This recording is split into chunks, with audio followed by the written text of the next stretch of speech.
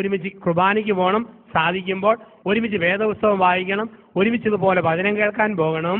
ആത്മീയ സമർപ്പണം വേണം. അതുപോലെ ലൈംഗിക സമർപ്പണം, എന്താണ് സെക്സിന്റെ സമർപ്പണം. ചില ആണുങ്ങളുണ്ട് കല്യാണം കഴിച്ചാലും വിവാഹത്തിൽ ബലാത്സംഗം നടത്തുന്നവരാണ്. എങ്ങനെയുള്ള ആണുങ്ങളാ?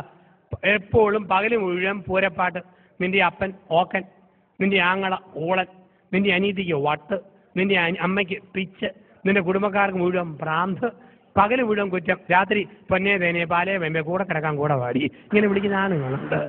അവൻ യഥാർത്ഥ ഭർത്താവ് എന്ന് പറയാൻ പറ്റുകയില്ല.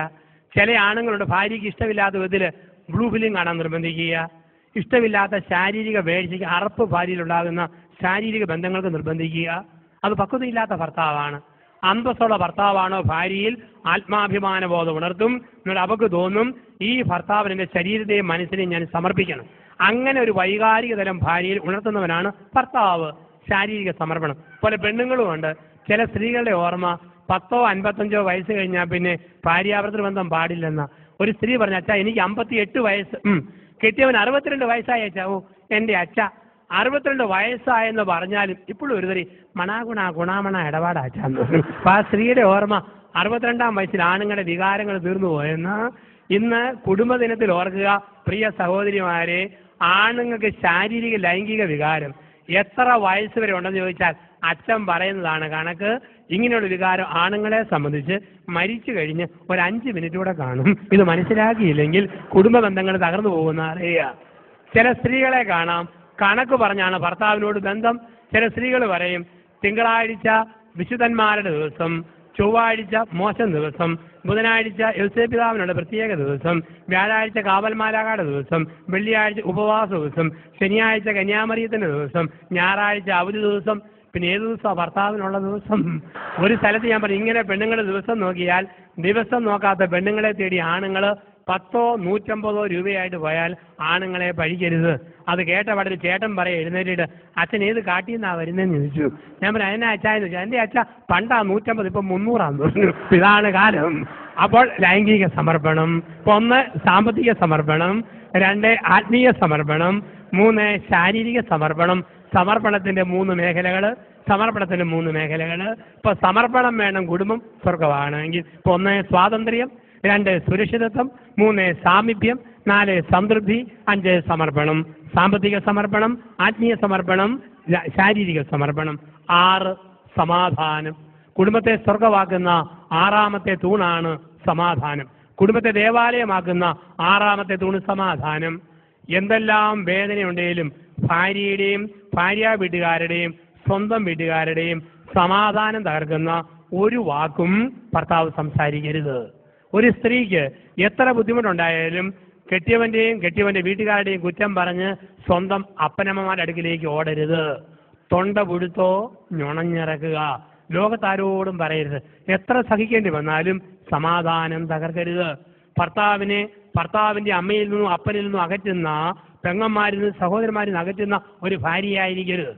ഭാര്യയെ ഒരിക്കലും ഇനി ഭാര്യ വീട്ടുകാരുമായി ഒരു ബന്ധവും വേണ്ടെന്ന് പറഞ്ഞ് മുറിക്കുന്ന ഒരു ഭർത്താവായിരിക്കരുത്. മനസ്സമാധാനം വേണം, കുടുംബസമാധാനം വേണം. കുടുംബത്തിൽ അങ്ങനെയുള്ള അന്തരീക്ഷം നമുക്ക് ആവശ്യമാണ്. ചില പെണ്ണുങ്ങളെയും മറ്റും കാണാം, കല്യാണം കഴിഞ്ഞ് വരുമ്പോൾ അമ്മായിമ്മയ്ക്ക് മകന്റെ ഭാര്യയോട് പോര്, ചില മരുമകളുമാർക്ക് ഭർത്താവിന്റെ അമ്മയോട് പിണക്കം. ചില പെണ്ണുങ്ങൾ കല്യാണം കഴിഞ്ഞ് 6ാം മാസം നമ്മുടെയൊക്കെ നാട്ടിൽ പുതച്ചു മൂടി കിടക്കും. രാത്രി 11-ന് ഭർത്താവിന്റെ ചെവി ചെന്ന് തവള കാറാൻ തുടങ്ങും. നിങ്ങളൊക്കെ നമ്മുടെ നാട്ടിൽ വരുമ്പോൾ മഴ പെയ്യുമ്പോൾ തവള കാർന്ന് കേട്ടിട്ടുണ്ട്. എങ്ങനെയാ തവള കാറുക? മേക്രോ മേക്രോ ക്രോ മേക്രോ മേക്രോ ക്രോ, ഇങ്ങനെയാണ് തവള കാറുക. ചില പെണ്ണുങ്ങൾ കല്യാണം കഴിഞ്ഞ് 6ാം മാസം ഭർത്താവിന് ചെവി ചെന്ന് തവള കാറും. എന്താ കാറുക? ചേട്ടാ വേറെ പാം, മാറിപ്പാം, ഇപ്പം പാം, മേക്രോ മേക്രോ ക്രോ. എന്തോ ഒരു കാര്യം കുടുംബത്തില്. ഇവിടെയാണ് സമാധാനം തകർക്കുന്ന ഒരു ഭാര്യയാകരുത്, സമാധാനം തകർക്കുന്ന ഒരു ഭർത്താവായിരിക്കരുത്. കുടുംബത്തിൽ സമാധാനം വേണം. ചിന്തകളെ അവസാനിപ്പിക്കാൻ സമയം കഴിഞ്ഞതുകൊണ്ട് 7ാമത് കുടുംബത്തെ സ്വർഗമാക്കുന്ന, ദേവാലയമാക്കുന്ന അവസാനത്തെ തൂണാണ് കുടുംബത്തിൽ സ്നേഹം. ഏറ്റവും പ്രധാനപ്പെട്ടതാണ് സ്നേഹം. അതുകൊണ്ടാണ് പൗലോസ്ലീഹ പറയുക എഫേസ്യസ് ലേഖനം 5-ാം അധ്യായത്തിൽ, ഭാര്യമാരെ ഭർത്താക്കന്മാരെ സ്നേഹിക്കുവിൻ, ഭർത്താക്കന്മാരെ ഭാര്യമാരെ നിങ്ങൾ സ്നേഹിക്കുവിൻ. ഈ സ്നേഹം ഉള്ളിൽ വെച്ചാൽ പോലെ പ്രകടിപ്പിക്കണം. ചില ആണുങ്ങൾക്ക് ഒരു ഓർമ്മയുണ്ട്, സ്നേഹം കാണിച്ച പെങ്കോന്തനാന്ന് വിളിക്കും. അതുകൊണ്ട് മുഖം വീർപ്പിച്ചിരിക്കുന്ന മിടുക്ക് ഒരിക്കലും കരുതേക്കരുത്. ഒരു തള്ള പറഞ്ഞു, എൻ്റെ അച്ഛൻ എനിക്കൊരു മോൻ, ആ മോന് 5 ഭാഷ അറിയാം. മലയാളം, തമിഴ്, കന്നഡ, ഹിന്ദി, ഇംഗ്ലീഷ് 5 ഭാഷ പക്ഷെ ഒരു കുഴപ്പമുണ്ട്, അവന് ഊമനാ, വർത്താനം പറയില്ല. 5 ഭാഷ ഊമനായ പിന്നെ കാര്യമുണ്ടോ? ഒരിക്കൽ ദമ്പതിമാരെ ധ്യാനിപ്പിച്ചപ്പോൾ ഒരു സ്ത്രീ പറഞ്ഞു, അച്ഛാ എന്റെ കെട്ടിയവൻ എന്നോടല്ല ഇഷ്ടം, അദ്ദേഹം 25 ഏക്കർ റബ്ബർ തോട്ടത്തെയും ഒരു മാരുതിക്കാരനെയാണ് കെട്ടിയിരിക്കുന്നത്, എന്റെ കൂടെ മാസത്തിൽ 2 ദിവസം പോലും താമസിക്കുകയില്ല. ഞാൻ പറഞ്ഞു, പൊന്നു മനുഷ്യ, ഭാര്യയ്ക്ക് ഇങ്ങനെ പരാതിയുണ്ട്, അല്പമൊക്കെ ശ്രദ്ധ കൊടുക്കേണ്ട.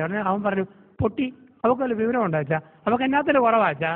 10 ഷീറ്റ് അവളുടെ പേര്, ഒരു അംബാസഡർ കാറ്, സമർത്ഥനായൊരു ഡ്രൈവർ, ഒരു കുറവും ഞാൻ വരുത്തിയിട്ടില്ല. ഞാൻ പറഞ്ഞു, അതാ കുറവ്, ഡ്രൈവർ പോരാ, നീ തന്നെ വീട്ടിൽ വേണം. ഇതാണ് പ്രശ്നം എന്ന് പറയാ. ഇപ്പൊ കുടുംബത്തിൽ ഈ സ്നേഹം കൊടുക്കാൻ പഠിക്കണം. സ്നേഹത്തിന്റെ ബാലപാഠങ്ങൾ കൊടുക്കാൻ പഠിക്കുക. ഓർത്ത് നോക്കിക്കേ, സ്നേഹിക്കുന്ന ഭർത്താവുണ്ടോ ഭാര്യ ഏത് കുരിശും ചുമക്കും. സ്നേഹിക്കുന്ന ഭാര്യയുണ്ടോ ഭർത്താവ് ഏത് ഭാരവും എടുക്കും. ഒന്ന് ഓർത്ത് നോക്കുക, സ്നേഹിക്കുന്ന ഭാര്യ ഭർത്താക്കന്മാര് 5 മൈൽ നടന്നാലും തോന്നും 500 മീറ്ററേ ആയിട്ടുള്ളൂ. ഉരുമി സ്നേഹത്തിൽ പോകുമ്പം ഏത് മലയാറ്റൂർ മല കയറിയാലും തോന്നും, ഏത് കുന്ന് കയറിയാലും തോന്നും അല്പം പോലും കയറിയിട്ടില്ല, ഒരുമിച്ചാ പോക്ക്. ഏത് പാവയ്ക്കാ തിന്നാലും കയ്പില്ല, ഏത് പുളി കടിച്ചാലും പുളിപ്പില്ല, ഒരു പ്രശ്നവുമില്ല.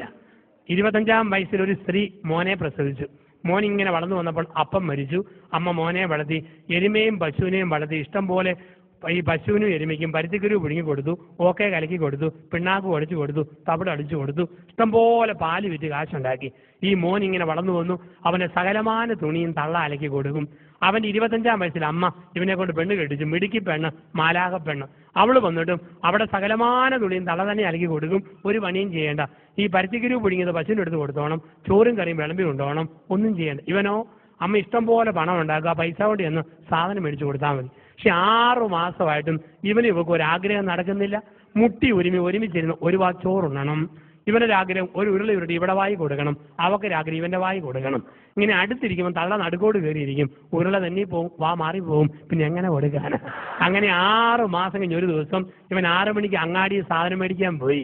തള്ള പശുവിനുള്ള പരുത്തിക്കുരു പുഴുങ്ങി വെച്ചു, ഓക്കെ കലക്കി വെച്ചു, പിണ്ണാക്ക് ചേർത്ത് വെച്ചു, ചോറും കറിയും തയ്യാറാക്കി വെച്ചു. അപ്പം തള്ള പറഞ്ഞു, മോളെ ഇത് നീ വിളമ്പി എടുത്തോണം കേട്ടോന്നു. പെട്ടെന്ന് തള്ളയ്ക്ക് ഒരു തലകറക്കവും തൊണ്ടയ്ക്ക് വേദനയും. തള്ള പറഞ്ഞു, എന്റെ തല കറങ്ങുന്നു, തൊണ്ടയ്ക്ക് വേദന, കാലുറയ്ക്കുന്നില്ല, കിടക്കാൻ പോവാ. അവള് പറഞ്ഞു, അമ്മയ്ക്ക് വിളമ്പി തന്നിട്ട് കിടന്നാൽ പോരെ. എങ്ങനെ വിളമ്പാനാടി, കാലുറയ്ക്കുന്നില്ല. അവൻ വരുമ്പം പശുവിനുള്ള പരുത്തിക്കുരു പിടി എടുത്തു കൊടുത്തോണം, ചോറും കറിയും വിളമ്പി കൊണ്ടോണം, ഞാൻ കിടക്കാൻ പോവാ. തള്ള മുറിക്കകത്ത് കയറി മുറി പൂട്ടി. ഇവള് സന്തോഷം കൊണ്ട് ചാട്ടം ചാടിയിട്ട് പെരയുടെ ഓടും തള്ളിക്കൊണ്ടാ പെണ്ണ് പൊങ്ങിപ്പോയത്. ഇന്ന് മുട്ടിയിരുന്ന് ഉണ്ണാവല്ലോ.